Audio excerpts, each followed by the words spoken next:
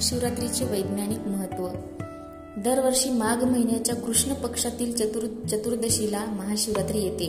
असे मानले जाते की महाशिवरात्रीच्या दिवशी महादेवाचे उपवास आणि पूजा केल्याने महादेव आपल्याला खूप प्रसन्न होतात आणि भक्तांच्या सर्व मनातील इच्छा पूर्ण करतात. हिंदू धर्मग्रंथांमध्ये महाशिवरात्रीची संपूर्ण रात्र जागरण करून महादेवाची पूजा करण्याचे सांगितलेले आहे. महाशिवरात्रीच्या रात्री जागरणाचे आध्यात्मिक आणि वैज्ञानिक महत्त्व आपण बघूयात. धार्मिक महत्त्व. जर आपण धार्मिक महत्त्वाबद्दल बोललो तर महाशिवरात्रीची रात्र ही शिव आणि माता पार्वतीच्या लग्नाची रात्र मानली जाते. या दिवशी महादेव शिवाने वैराग्य जीवनातून गृहस्थ जीवनाकडे पाऊल ठेवले होते. ही रात्र शिव आणि पार्वती मातेसाठी खूप खास होती. असे मानले जाते की जे भक्त या रात्री जागरण करून भगवान शिवाची आराधना आणि त्यांची शक्ती माता पार्वतीची पूजा आराधना करतात त्यांच्या सर्व मनोकामना पूर्ण होतात आणि त्यांच्या आयुष्यातील सर्व संकटेही दूर होतात. म्हणूनच महाशिवरात्रीची ही रात्र कधीही झोपून गमावू नये. आता बघूयात वैज्ञानिक महत्त्व.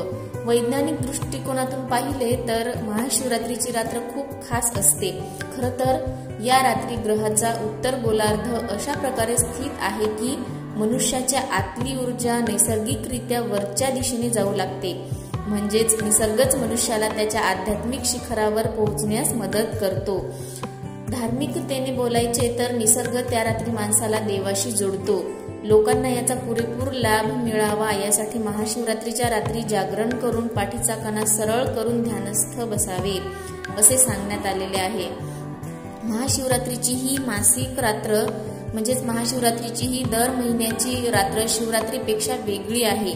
पाहिले तर दर महिन्यातील अमावस्येच्या एक दिवस आधी म्हणजेच कृष्ण पक्षातील चतुर्दशीला शिवरात्री म्हणतात, परंतु माघ महिन्यातील कृष्ण पक्षातील चतुर्दशीला महाशिवरात्री असे म्हणतात. अनेक ज्योतिषी मानतात की प्रत्येक महिन्याच्या अमावस्येच्या रात्री चंद्र पूर्णपणे कमजोर होतो.